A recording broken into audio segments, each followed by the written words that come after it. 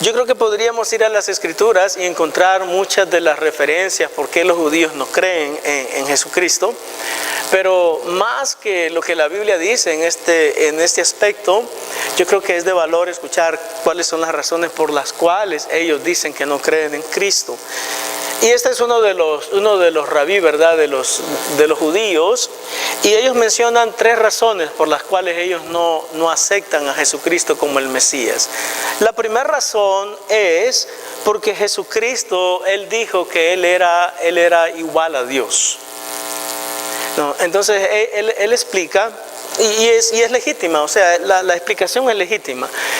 Él explica de que cuando Jesucristo afirma de que Él es igual a Dios, y Colosenses habla de lo mismo, y otros pasajes de la Biblia hablan de lo mismo, entonces Él se está poniendo en una posición que de acuerdo al Antiguo Testamento, supuestamente Él no debería de ponerse, porque Él está reclamando y diciendo de que Él tiene igualdad con Dios. Y de acuerdo obviamente a la tradición judía, y no solamente a la tradición, pero a los textos judíos del Antiguo Testamento, solamente hay un Dios, y ese Dios es Jehová. Si están conmigo hasta acá. En cierta manera, cuando yo estaba escuchando eso me recordó básicamente de lo mismo de que creen los testigos de Jehová. No, los testigos de Jehová afirman de que Jesucristo no es Dios, porque solamente Jehová es Dios y que por lo tanto Jesucristo no puede ser Dios. No obstante, cuando usted lee las Escrituras, y por eso es que también los judíos no creen en el Nuevo Testamento, porque cuando usted lee las Escrituras neotestamentarias, usted se da cuenta de la vasta evidencia y las razones por las cuales Jesucristo es Dios. Entonces, el primer punto que ellos mencionan es que ellos no creen en Jesús como el Mesías porque Él reclamó decir de que Él era Dios, y que cuando Él mismo dijo de que era Dios, Él se estaba descalificando de poder ser el Mesías. Número 1. Número 2, que me llamó mucho la atención, ellos dicen de que no creen en Jesucristo como el Mesías, porque el Mesías, de acuerdo a la enseñanza judía, el Mesías solamente iba a venir una vez, no iba a venir 2 veces. Ahora déjenme explicarle qué quieren decir con eso. Lo que quieren decir con eso es de que, y es verdad, de acuerdo a la mentalidad judía, y ponga atención en esto porque esto es muy importante, de acuerdo a la mentalidad judía, el Mesías es el libertador, el Mesías es el que viene a liberar. El Mesías es el que viene a imponer su señorío sobre las naciones, sobre los pueblos. Entonces, cuando ellos ven a Jesucristo, ellos dicen, ese no puede ser el Mesías, porque el Mesías que nosotros creemos no es un Mesías que muere, es un Mesías que se impone, es un Mesías que libera, es un Mesías de que pelea, de que guerrea, de que triunfa, de que gana, de que tiene la victoria. Y el Mesías de los cristianos es un Mesías que viene a morir. Y eso me lleva al tercer punto. La tercera razón por la cual ellos no creen en Jesucristo como el Mesías es porque Jesucristo, y ellos dicen que eso obviamente es contrario a la enseñanza del Antiguo Testamento, Jesucristo, aunque Él diga de que no viene a abrogar la ley, Él viene a abrogar la ley. Ahora déjenme explicar qué quieren decir con eso. Lo que quieren decir con eso es de que Jesucristo dice de que ya una persona no puede ser salvo por las obras de la ley, sino que una persona va a ser salva por la gracia de Jesucristo, por la gracia de Dios. Entonces ellos dicen, y en cierta manera legítimamente, de que el afirmar ese tipo de cosas verdaderamente pone a Jesús, el supuesto Mesías, en contraposición a las ideas del Antiguo Testamento de que enseñan enfáticamente de que uno es salvo por medio de seguir las ordenanzas de la ley. Jesucristo, no obstante, dijo de que Él no venía a abrogar la ley y los profetas, de que Él venía a cumplir la ley y los profetas. Entonces es muy importante entender, hermanos, que la razón por la cual nosotros creemos en Jesucristo, en cierta forma, es la misma razón por la cual ellos no creen en Cristo. ¿Escucharon lo que dije? La razón por la cual nosotros creemos en Cristo, en cierta forma y directamente, es la misma razón por la cual ellos no creen en Cristo. Porque nosotros creemos en Cristo, porque nosotros decimos, no podemos cumplir la ley, necesitamos la gracia de Dios, necesitamos de que Dios nos extienda su gracia, ese favor inmerecido. Y los judíos, por otro lado, dicen, no. Si una persona va a ser salva por medio de cumplir las ordenanzas de la ley. Si no cumple las ordenanzas de la ley, y si alguien ofrece otro sistema de poder recibir salvación, obviamente ese no es el Mesías. ¿Cuántos entendieron todo lo que traté de explicarles? ¿Sí? Ahora bien, mis queridos hermanos, ¿saben cuál es el problema? Como dice la palabra del Señor, el problema de los judíos es, y el mismo problema de los testigos de Jehová, y es el mismo problema de los mormones, y es el mismo problema de de otros grupos sectarios, y es de que ellos, y no estoy tratando yo de pensar de que nosotros somos los únicos que entendemos las Escrituras, pero lamentablemente no entienden las Escrituras, no entienden verdaderamente el Antiguo Testamento, por lo menos no lo entienden como Dios desea que lo entendamos, porque cuando vino Jesucristo, Él es la revelación más inminente y la revelación más cercana del propósito de Dios para nosotros. Cuando Cristo vino, como dice Hebreos capítulo número 1, que Dios, habiendo hablado antes al pueblo por medio de los profetas, en estos últimos días nos ha hablado por medio de su Hijo Jesucristo. Obviamente, cuando un judío lee tal afirmación, él inmediatamente dice, ese tipo de afirmación es completamente contraria a las Escrituras del Antiguo Testamento. Pero yo le voy a demostrar en esta mañana, voy a retractarme. Yo le voy a mostrar en esta mañana de que verdaderamente el Mesías tenía que tener ciertas características específicas. Y esas son las características que vamos a estar viendo en esta mañana, que de manera contundente nos demuestra de que Jesús es el Mesías anhelado y esperado por todos los pueblos. Mateo. Isaías capítulo número 7, en el verso número 14. Si pueden ir conmigo ahí rápidamente. Si están ahí, hermanos. Isaías 7:14. Por tanto, el Señor mismo os dará señal. He aquí que la Virgen concebirá y dará a luz un hijo y llamará su nombre Emmanuel. Es interesante que en este pasaje Isaías no nos dice lo que significa Emmanuel. ¿Lo notan? No obstante, en el Nuevo Testamento, cuando el ángel Gabriel le aparece a María y le dice que el nombre del hijo que ella va a tener, que por cierto va a ser concebido por obra y gracia del Espíritu Santo, el santo ser que nacerá, dijo, será llamado Hijo de Dios, y le vas a poner por nombre Jesús, porque él salvará a su pueblo de sus pecados. Pero Jesús no solamente es el Salvador, Jesús no solamente es el Mesías, Jesús también es el Emmanuel del Antiguo Testamento. Y eso aparece en el Nuevo Testamento. En el Nuevo Testamento nosotros leemos específicamente la misma palabra, con la diferencia de que en el Nuevo Testamento, específicamente en el libro de Mateo, capítulo número 1, el escritor sagrado aún nos explica qué cosa es Emmanuel. El Emmanuel del Antiguo Testamento es el mismo Emmanuel del Nuevo Testamento, pero en esta parte ya el escritor sagrado aún nos da la oportunidad de saber con exactitud qué quiere decir Emmanuel, y nos dice que traducido es Dios con nosotros. Nuevamente, si usted tiene una mentalidad judía, cuando la palabra del Señor en el Nuevo Testamento dice de que Emmanuel es Dios con nosotros, inmediatamente el judío se pone una venda y ya no puede seguir escuchando nada más. Porque él inmediatamente va a decir, esa es una herejía, eso es contrario a las escrituras del Antiguo Testamento, porque solamente Jehová es Dios. Ahora, esto tiene mucho que ver, hermanos, con la enseñanza y el principio que nosotros tenemos y creemos, y lo que normalmente conocemos como la Trinidad. Nosotros, como lo he reiterado, lo he explicado, lo he manifestado en muchas ocasiones, nosotros como cristianos, y es bueno entenderlo, nosotros como cristianos no creemos en tres dioses. Lo voy a repetir. Nosotros como cristianos no creemos en tres dioses. Lo que sí creemos, porque es la enseñanza bíblica, es de que ese Dios que es uno y que es único ha decidido expresarse o manifestarse en tres formas distintas. Y esas tres formas distintas en las cuales Él ha decidido manifestarse, en esencia son completamente divinos, son completamente Dios y comparten toda la plenitud de la divinidad.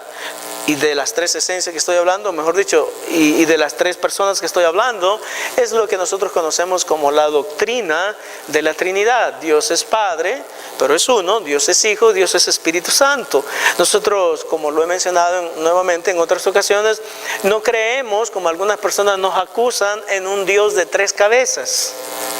No, creemos de que Dios es uno, pero que ese mismo Dios de manera voluntaria y de manera exclusiva, Él ha decidido expresarse. Ahora, ¿cómo hemos llegado a concluir de que esas tres expresiones de Dios, que es uno, son dioses por las características que tienen? Nosotros no creemos en la Trinidad simplemente porque a alguien se le ocurrió la idea, oh, qué bonita palabra, Trinidad. Bueno, por cierto, hay una Trinidad aquí, ¿verdad? Ok. Pero no tiene nada que ver con la realidad de la expresión. Tiene que ver con lo que la Biblia nos enseña. Entonces me gustaría que esté claro de que en esta iglesia y como creyentes cristianos, nosotros no creemos en tres dioses, nosotros creemos en un solo Dios. Por eso yo no tengo ningún problema cuando la Biblia me dice en el libro de Isaías de que solamente hay un Dios. Y eso yo lo creo perfectamente.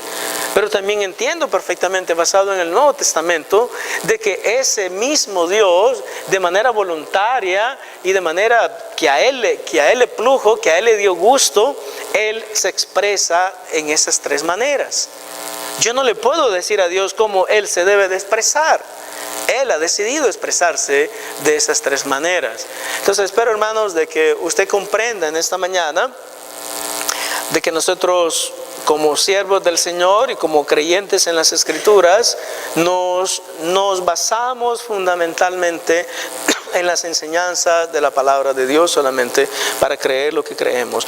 Vamos entonces ahora a mirar rápidamente en los próximos minutos algunas características que el Mesías debía de tener y que usted pueda analizar su vida, de que si ese Mesías verdaderamente ha cumplido o ha llenado los requisitos de las características que debería de tener de acuerdo al libro de Isaías. Ya están ahí en el capítulo número 9. Las Biblias que tienen subtítulos dicen nacimiento y reinado del Mesías. Número 1, mas no habrá siempre oscuridad para la que está ahora en angustia, tal como la aflicción que le vino en el tiempo que livianamente tocaron la primera vez a la tierra de Zabulón y a la tierra de Neftalí, pues al fin llenará de gloria el camino del mar, de aquel lado del Jordán, en Galilea de los gentiles. Los que vinieron al estudio de hoy, en la mañana, una de las cosas que aprendimos, hermanos, es de que cuando Herodes quería matar al Señor Jesucristo, José se llevó al niño, dice la Biblia, a Egipto. Y hay una expresión en la Biblia que dice, de Egipto llamé a mi hijo. Pero también cuando iba a regresar, Dios le dijo, no regreses a Jerusalén, regresa específicamente a Nazaret, porque eso se debe de cumplir. Entonces José, en vez de regresar al niño a Belén de Judea, donde había nacido, dice la Biblia de que lo llevó a Nazaret para que fuese llamado Nazareno. Ahora, si usted lee Lucas y usted lee el libro de Mateo, usted se va a dar cuenta de que las mismas palabras, o palabras muy similares que aparecen en el libro de Isaías son las mismas que aparecen en el libro de Mateo y aparecen en el libro de Lucas, para hablar de la realidad de que el pueblo que vivía en Judea, el pueblo que vivía en Galilea, no siempre iban a vivir en oscuridad, porque la luz de Jesucristo les iba a resplandecer en un determinado momento. Y esa luz verdadera que alumbra a todo el mundo, dice la Biblia, había venido a este mundo. Y el libro de San Juan dice que Él estaba en este mundo y Él había creado a este mundo, pero el mundo no le conoció mientras Él estuvo aquí. Lamentablemente, la mayoría de los israelitas, la mayoría de los judíos no le reconocieron. En el verso número 2 dice, el pueblo que andaba en tinieblas vio gran luz. Los que moraban en tierra de sombra de muerte, luz resplandeció sobre ellos. Multiplicaste la gente y aumentaste la alegría. Se alegrarán delante de ti como se alegran en la siega, como se gozan cuando reparten despojos. Me gustaría mencionar, mis amados hermanos, de que en el tiempo que Jesucristo nació en Belén de Judea, el pueblo estaba pasando por una terrible opresión. Todo el pueblo de Israel, como ustedes lo saben perfectamente, estaban viviendo bajo la bota romana, estaban viviendo bajo el dominio romano. Y ellos confiaban y ellos creían de que el Mesías iba a venir con el propósito de liberarlos de la opresión en la cual ellos se encontraban. Me gustaría mencionar a partir de este momento, no obstante, de que cuando el Mesías vino por primera vez, el Mesías no vino con el propósito de liberar a nadie físicamente, vino con el propósito de liberarnos y de liberar a todas las personas que vivían en ese tiempo de la opresión espiritual que vivían.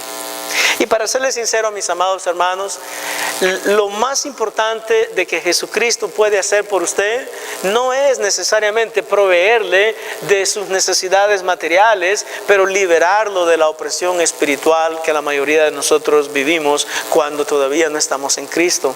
Porque cuando no estamos en Cristo, dice la Biblia, todavía estamos viviendo bajo el dominio de la potestad del aire. Efesios capítulo número 1 y capítulo 2, estamos viviendo bajo el dominio del espíritu de la potestad del aire. El espíritu, dice la Biblia, que ahora opera en los hijos de desobediencia. Por eso es que miramos en el mundo que hay tanta maldad, que hay tanta corrupción, que hay tanto engaño, que hay tanta envidia, que hay tantas situaciones que son lamentables. Algunas personas me preguntan algunas veces por qué Dios permite que esas cosas sucedan. Well, la realidad es de que si nosotros queremos que ninguna cosa mala suceda, lo único que tenemos que hacer es eliminar a todos los hombres. Si usted elimina a todos los hombres, usted elimina el problema del mundo, porque el problema del mundo somos nosotros. La carnalidad nuestra, nuestro pecado, la realidad de nuestro odio y la expresión de que somos seres que no queremos estar sujetos a la voluntad de Dios. Cuando usted mira que las cosas malas suceden, no es necesariamente porque Dios quiere que sucedan, es porque los corazones de los hombres siempre, dice la Biblia, están inclinados de continuo solamente al mal. Y una mente no renovada, una mente no regenerada, indudablemente que va a ser influenciada para hacer lo malo, pero no podemos culpar a Dios por lo malo que los hombres hacen cuando los únicos responsables de las acciones son los mismos hombres. Y es interesante cómo las personas hablan de Dios y por qué Dios permite esto, por qué Dios permitió esa balacera, por qué Dios permitió ese accidente, por qué Dios permitió que ese borracho se estrellara en contra de esa pobre persona que andaba sin ingerir bebidas alcohólicas. ¿Pero qué tiene que ver Dios en todo eso? Dios no tiene mucho que ver. Lo que sí tiene que ver es la realidad del pecado del hombre. Por eso yo le digo en esta mañana de que la liberación más grande que Dios puede traer a la vida de una persona no es la liberación financiera, no es la liberación de las deudas, no es la liberación de que tengo solvencia financiera, solvencia económica, pero la liberación más grande que Dios puede traer para nosotros es la liberación espiritual. Cuando tú te conviertes en un ser que deja de ser dirigido por el diablo y empiezas a ser dirigido por el Espíritu Santo. Cuando tú empiezas a ver a tu familia como Dios quiere que la veas, a tu esposa como Dios quiere que la vea, a tu cónyuge como Dios quiere que la vea, cuando tú empieces a ver al resto de personas a tu alrededor de la manera que Dios quiere que mires a las personas y no desde la perspectiva humana, desde la perspectiva del mundo, porque desde la perspectiva del mundo nosotros siempre tendemos a criticar, siempre tendemos a poner divisiones, siempre tendemos a mirar a los demás como menos o como más, pero de la perspectiva de Dios, Tú aprendes a valorar a las personas como son, tú aprendes a estimar a todo el mundo, tú aprendes a amar a todo el mundo, tú aprendes a perdonar a todo el mundo, tú aprendes a vivir una vida distinta. Y por eso es que yo les insisto en esta mañana que lo más grande que Dios puede hacer por nosotros y lo más grande que Jesús puede hacer por nosotros es llenarnos de su amor para que nosotros estemos habilitados y capacitados para poder experimentar con la realidad de que solamente Dios es el que transforma nuestras vidas y nos da la oportunidad de exhibir una conducta que demuestre la presencia misma de Cristo en nosotros. Dios desea de que yo sea transformado. Mateo capítulo número 6, verso número 33 dice: mas buscad primeramente el reino de Dios y su justicia, y el resto de cosas os serán añadidas. Lamentablemente vivimos en un mundo donde muchos de nosotros andamos buscando las cosas que no debemos de andar buscando. Ahora, no me malinterprete. Yo siempre he creído de que hay que trabajar y que hay que esforzarse y que hay que buscar cómo salir adelante. Pero de una cosa estoy convencido, y es, como dice la palabra del Señor, de nada, dice el salmista, de nada le sirve al hombre de que se vaya a dormir a las 12 de la noche y se levante a las 3 de la mañana, si Jehová no edifica la casa, dice la Biblia, en vano trabajan los edificadores. Si Jehová no vela la ciudad, en vano vela la guardia. Porque la bendición, y se los he dicho muchas veces, pero vale la pena ser redundante, la bendición, hermanos, si viene de Dios, es bendición. La bendición, si viene de nuestro propio esfuerzo, no necesariamente lo es. La bendición que Dios nos da, dice la Biblia, no añade dolor. Lamentablemente nosotros pensamos que cuando obtenemos todo lo que nosotros queremos, estamos siendo bendecidos, pero no es verdad. No es verdad. La bendición que Dios nos da no añade tristeza, no añade dolor, no añade congoja. Porque Dios te lo dio.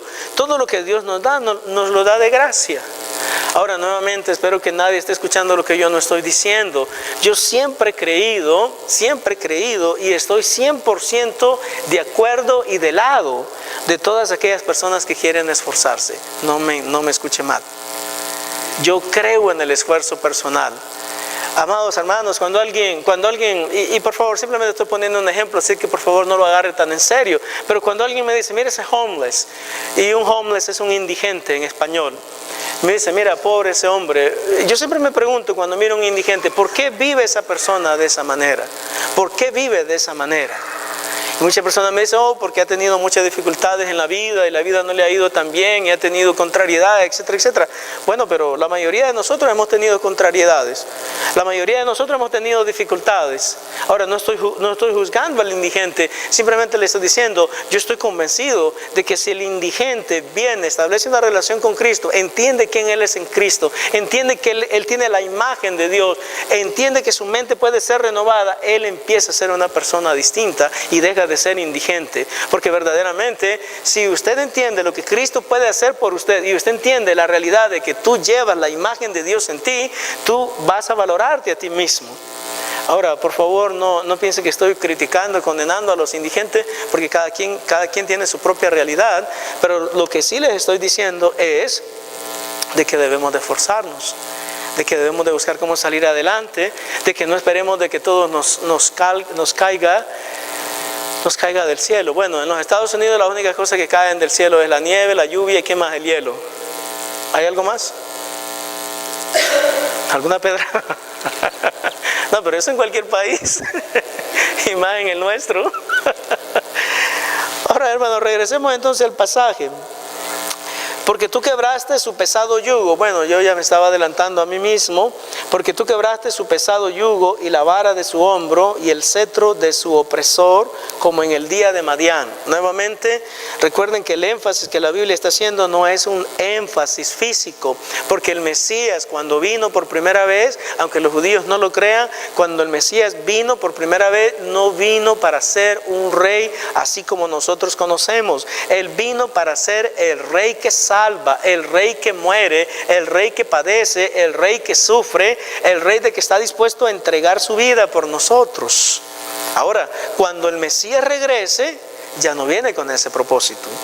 Ahora, dice la Biblia, ahora sí viene a juzgar a los vivos y a los muertos. Ahora sí viene a derrocar a todo aquel que se imponga, que quiera oponérsele. Ahora viene a destruir a toda aquella persona que tenga la intención de querer hacer algo en contra de él, porque ya no viene para salvar, ahora viene para juzgar. Ya no viene para morir, ahora viene para matar a todo el que se quiera oponer. Ya no viene simplemente para traernos la oportunidad de salvación, ahora viene para traernos y traerle a todo el mundo la oportunidad de entender de que tuvieron el privilegio de arrepentirse y no lo hicieron, y por lo tanto son merecedores de eterna condenación en el infierno.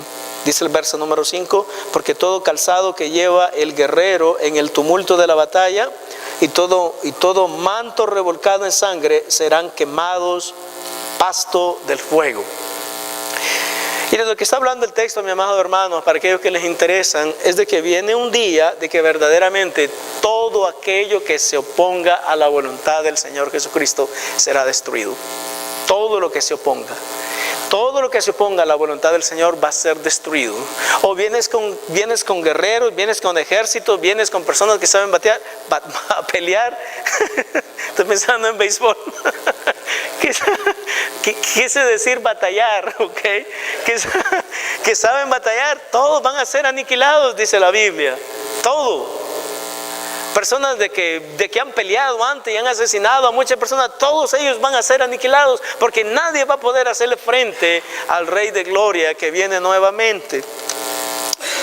Y dice el verso número 6, y aquí es donde ya vamos a ir concluyendo, porque un niño nos es nacido, hijo nos es dado, y el principado sobre su hombro, y se llamará su nombre admirable, consejero, Dios fuerte, Padre eterno, príncipe de paz. Un niño, amados hermanos, nos es nacido, hijo nos es dado, y el principado sobre su hombro. Me gustaría brevemente explicar en los próximos minutos algo que es muy importante. Una de las cosas interesantes que a mí me han sorprendido siempre, y no solamente a mí, pero a la mayoría de personas de que estudian las Escrituras, es de que Jesucristo haya nacido como niño. Porque Dios, hermano, de acuerdo a la capacidad y de acuerdo a la realidad de Dios, y de acuerdo de que Dios todo lo puede y que nada es imposible para Él, Dios pudo haber enviado ya a Jesucristo como hombre.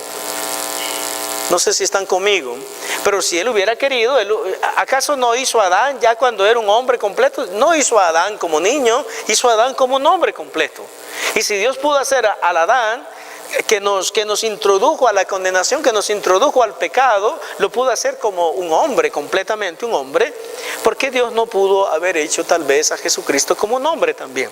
Pero no, a mí se me hace interesante de que cuando el Mesías viene, cuando el Cristo viene, Él nace como un niño. ¿Sabe por qué se me hace interesante? Porque Dios nos está tratando de dar a conocer algo. Dios nos está tratando de dar a conocer un principio que es muy importante y que está revelado en el libro de Hebreos. Y es de que Jesucristo, para poder entender verdaderamente la naturaleza del ser humano y para poder comprender a la humanidad verdaderamente, Él tenía que nacer como un niño, para poder comprender completamente a toda la humanidad. Déjenme decir algo que yo he aprendido, hermanos, y es verdad. Miren, yo vine a los Estados Unidos cuando yo tenía 21 años. En este momento, dependiendo de qué versión escuche, tengo 48. Dependiendo de la versión, podría ser 49, pero a mí me gusta lo de 48 mejor. Ok. Pero déjenme decirle algo. Una de las cosas que yo he aprendido es de que yo sé bastante inglés, por ejemplo. Yo sé bastante inglés, pero yo no sé el inglés que sabe un niño que nació acá. No lo sé. Y también he llegado a concluir de que una persona que ya vino adulta a este país, es imposible que verdaderamente conozca el inglés así como lo conoce un niño que nació acá. No se puede. No se puede, simplemente no se puede. ¿Saben por qué? Porque usted y yo tuvimos una experiencia distinta. Usted tuvo la oportunidad de nacer en un país donde usted aprendió a hablar español bien. Yo nací en un país donde yo aprendí a hablar español bien. Por eso tampoco nos debemos de sentir mal cuando no podemos pronunciar alguna palabra bien. El problema sería que usted no pueda pronunciar alguna palabra bien en español. ¿Sí están conmigo? Porque entonces sí es un serio problema. Si no puedes decir aguacate, aguacate, no, aguacate, hermano, aguacate. No puedes decir aguacate. Si no puedes decir jelipe, eso sería un problema. Pero el punto fundamental, no obstante, es de que usted entienda, para poder tener toda la experiencia del mundo, para que yo pueda decir verdaderamente, cuando me preguntan, ¿qué idioma habla usted? Yo hablo español. ¿Qué otro idioma habla? Medio hablo inglés. ¿Sí están conmigo? Pero yo sé perfectamente que para poder decir de que yo hablo español bien, yo tuve que tener la experiencia.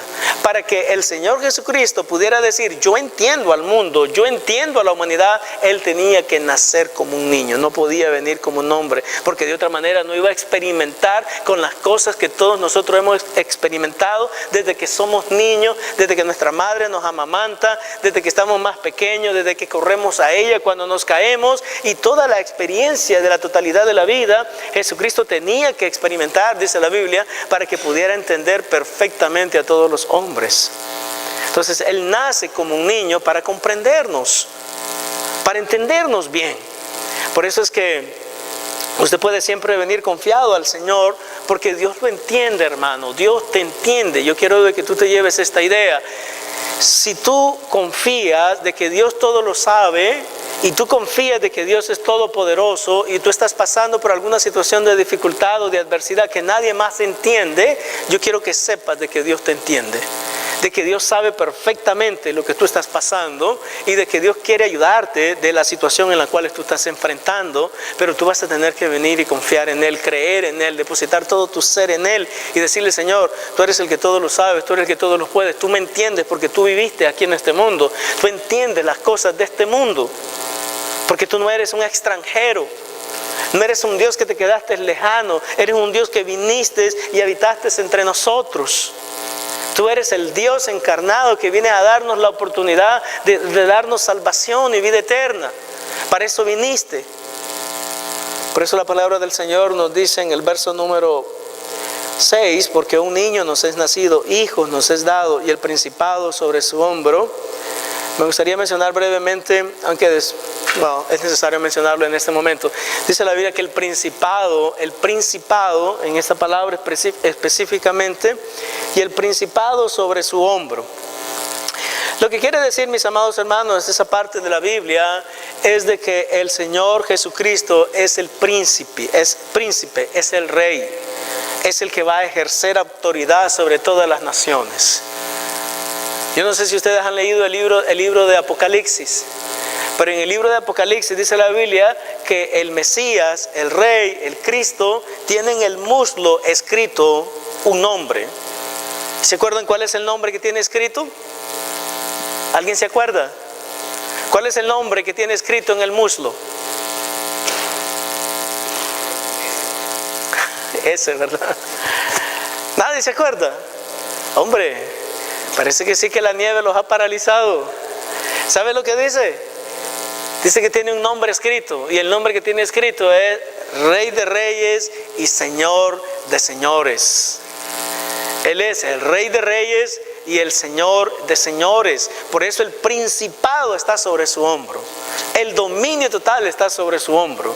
Él es el Rey de Reyes. Él es el Señor de Señores. Él es el Alfa y el Omega. Él es, el que era, el que ha de venir, dice la Biblia en el libro de Apocalipsis. Él es el Todopoderoso, aquel que vive y reina por los siglos, y el que ha vivido por siempre, porque Él tiene eternidad. Para siempre ha existido, para siempre va a existir, y para siempre va a reinar. Por eso es que es muy importante que usted se ponga de acuerdo con Él, porque si tú estás de acuerdo con Él, dice la Biblia, no lo digo yo, que también usted va a reinar con Él. Usted va a reinar con Cristo, pero primero tenemos que arreglar las cuentas con Él. Dice la Biblia en el verso número 6, porque un niño nos es nacido, hijo nos es dado, y el principado sobre su hombro, y se llamará su nombre admirable, consejero, Dios fuerte. Y esto obviamente, esto es lo que no le gusta a los testigos de Jehová. Esto es lo que no le gusta a los judíos. Esto es lo que no le gusta a todas las personas que niegan la divinidad de Jesucristo, porque interesantemente todos los títulos que está utilizando en este momento solamente se pueden utilizar con Dios mismo. Yo no sé si usted lo comprende. Ahora, si usted está mirando su Biblia, a mí me gustaría que usted lo nótenlo, porque para eso es que leemos las Escrituras. Todos esos títulos, ¿cómo están escritos? Con mayúscula. ¿Sí? Eso significa, a manera de información, de que no son adjetivos. Esos no son adjetivos. Esos son nombres propios. Esos son nombres particulares, nombres únicos que solamente el Mesías puede tener. Y ese Mesías es el Cristo de la gloria, y ese Mesías es el Jesús que ha nacido en Belén de Judea, y ese es el Mesías que ha nacido en nuestros corazones, y esa es la confianza que tenemos. Que Él verdaderamente es admirable, digno de reconocimiento, digno de gloria, consejero, dice la Biblia. ¿Por qué? Porque cuando nosotros no sabemos qué hacer, Él viene, dice la palabra del Señor, y Él pone por medio del Espíritu Santo, ya sea la palabra que necesitamos, o nos da la oportunidad de conectarnos con Dios, cuando dice la Biblia en el libro de Romanos, de que Él intercede por nosotros con gemidos indecibles. Él es nuestro consejero, Él es el Dios fuerte, Él es el Padre eterno, Él es el príncipe de paz. Y qué lindo es eso, hermano, de que Él es el Dios eterno, Él es el Padre eterno, Él es el príncipe de paz. ¿Ustedes saben de que Jesucristo dijo exactamente eso? En el libro de San Juan, Jesús dijo: mi paz os dejo, mi paz os doy. Yo no se las doy como el mundo se las da. Eso de la realidad de que Jesucristo es el príncipe de paz es una realidad que todos nosotros debemos de comprender. Cuando Cristo, hermano, viene a tu corazón, tú puedes experimentar con la paz de Dios. Déjeme decirle en esta mañana, a manera de observación y a manera de explicación, de que solamente los hijos de Dios pueden experimentar con la realidad de la paz que Dios te puede dar. Solamente si tú eres hijo de Dios, tú puedes experimentar con la paz que Dios te puede dar. Porque la paz que Dios da, dice la Biblia, sobrepasa todo entendimiento. Como lo he mencionado en muchas ocasiones, la paz que el mundo ofrece es básicamente la cesación de los conflictos y de los problemas. La paz que Dios ofrece no tiene nada que ver con la realidad de la situación que yo estoy enfrentando. Dice la Biblia que la paz que Dios da sobrepasa todo entendimiento. ¿Por qué? Porque es paz que viene del cielo para tu mente, para tu corazón. No es una paz que realmente está determinada por las circunstancias que te rodean. La paz de Dios sobrepasa todo entendimiento, porque la paz de Dios no está determinada por lo que yo estoy pasando en este momento, pero por la realidad de mi relación que yo tengo con Dios. Si tú tienes una relación íntima con Dios, verdadera, genuina, tú vas a tener paz en medio de la tormenta, en medio de la adversidad. Cuando usted no tiene paz y usted dice que es cristiano, usted debe de examinar su situación, porque dos cosas pueden ser verdad. Número uno, que tal vez tú dices que tienes una relación con Dios, pero no la tienes. O número dos, que tú estás confiando más en ti y menos en Dios. Y en las dos situaciones tú estás mal. Por eso es muy importante de que usted entienda de que Dios quiere que tengamos paz. Y el Señor Jesús nos dice de que Él nos puede dar de su paz. Que dejemos de confiar en nosotros, que dejemos de confiar en nuestras situaciones y que confiemos más en Él. Verso número 7, y con esto concluimos. Lo dilatado de su imperio y la paz no tendrán límites. Nuevamente, ¿right? Lo dilatado de su imperio, dice la Biblia, y la paz no tendrán límite sobre el trono de David y sobre su reino, disponiéndolo y confirmándolo en juicio y en justicia desde ahora y para siempre. El celo de Jehová de los ejércitos hará esto. Hermano, déjenme decirle en esta mañana de que cuando yo estuve escuchando a este judío, honestamente me hizo pensar, y yo les recomiendo a ustedes, de verdad, si tienen un poquito de madurez, o sea, si usted no tiene madurez espiritual, entonces verdaderamente yo le recomiendo que no lo haga, porque simplemente se va a confundir. Pero si usted piensa que está bien firme en su fe cristiana, y usted entiende verdaderamente quién es Cristo en ti, quién es Cristo para ti, entonces yo le recomiendo que de vez en cuando, no todo el tiempo, pero de vez en cuando, usted escuche qué es lo que los demás piensan, qué es lo que los demás opinan. Porque lo que sucede es que cuando tú escuchas a los demás y sus opiniones, en ese momento lo que tú crees se afirma. Porque después de escuchar a este hombre, a este judío hablar, yo me di cuenta de algo, y es esto, de que gracias le doy a mi Señor Jesucristo, de que Él me abrió los ojos para que yo pudiera ver quién es verdaderamente Él, y que yo pudiera establecer una relación personal con Él de salvación. Los judíos todavía lo están esperando. ¿Ustedes saben que los judíos todavía están esperando al Mesías? Ustedes saben que los judíos piensan que el Mesías puede venir en cualquier momento, pero ¿saben qué, amados hermanos? ¿Saben cuál es? Bueno, pero el libro de Romanos también dice algo, ¿verdad? De que como yo no tengo mucha influencia sobre la opinión de Dios, yo no sé si ustedes saben, pero de acuerdo al libro de Romanos, no lo digo yo, léanlo, en el libro de Romanos dice la Biblia de que los judíos, por lo menos la mayoría de ellos, todos los que han sido predeterminados por Dios de que van a ser salvos, todos van a ser salvos, de acuerdo al libro de Romanos. Todos los judíos que han sido predeterminados para ser salvos van a ser salvos. Porque interesantemente Dios les va a dar una oportunidad. Dios les va a dar una oportunidad a ellos. Pero ¿saben qué? Es interesante de que cuando Cristo regrese, los que no tenemos oportunidad somos nosotros, los gentiles. Si usted no tiene una relación con Cristo cuando Cristo regrese, entonces muchos judíos, porque ellos todavía están esperando al Mesías, cuando Jesucristo regrese, entonces ellos van a creer verdaderamente que ese es el Mesías, porque en su segunda venida el Mesías sí tiene las características del Mesías que los judíos están esperando. Entonces la mayoría de ellos van a creer en Él, porque ese es el Mesías que viene a reinar. Ese es el Mesías que viene a imponerse. Ese es el Mesías que viene a declarar juicio sobre las naciones. Pero en este momento ellos no han creído en el Mesías. Pero nosotros sí. Usted ha creído, yo he creído, y si usted no ha creído, yo le recomiendo de que usted crea en Él. Porque la razón fundamental por la cual Cristo vino al mundo, dice la Biblia, es para darnos salvación y vida eterna. En esta mañana, mis amados hermanos, yo les invito a todos ustedes de que le den gracias a Dios por la oportunidad que Dios les ha dado de establecer una relación personal con Él a través de su Hijo Jesucristo. Y si usted todavía no tiene una relación personal con Cristo, yo lo quiero invitar en este día de que usted, con toda sinceridad y con toda genuinidad, usted empiece a analizar su vida y a analizar su situación.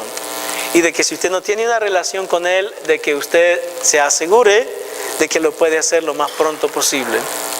No porque yo le esté amenazando ni nada por el estilo, sino porque no hay mejor situación en la que uno puede estar de saber de que uno tiene salvación y vida eterna.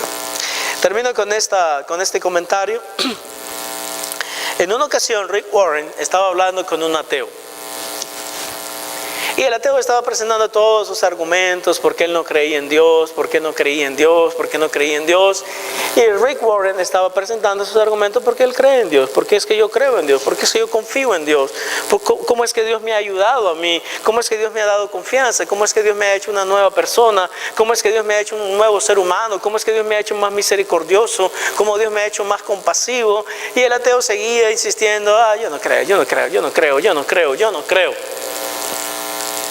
Al final Rick Warren le dijo algo. Mira, te voy a decir algo, le dijo, y con esto ya concluyo. Supongamos, le dijo él, de que tú estás en lo correcto y de que verdaderamente Dios no existe. Si Dios no existe y tú estás en lo correcto, entonces yo no pierdo nada. No pierdo absolutamente nada, porque simplemente estoy equivocado. Tú estabas en lo correcto, Dios no existe y todos estamos bien. Así que todos morimos, nos acabamos y se acabó. No hay ningún problema. Pero le dijo Rick, ¿y qué sucede si yo estoy en lo correcto? ¿Qué sucede si Dios realmente existe? ¿Qué sucede si Dios realmente envió a su Hijo Jesucristo? Te voy a decir lo que sucede, le dijo Rick, y es de que tú te vas a ir al infierno. Así de que yo, como sea, yo estoy ganando. Porque si yo estoy en lo correcto, gano. Y si tú estás en lo correcto, yo gano. Yo siempre gano. Así que yo le digo, estoy en el equipo ganador. Aquí yo no pierdo, aquí siempre gano. Así que mis amados hermanos, la pregunta es, no obstante, en esta mañana o en esta tarde, ¿estás tú en el equipo ganador?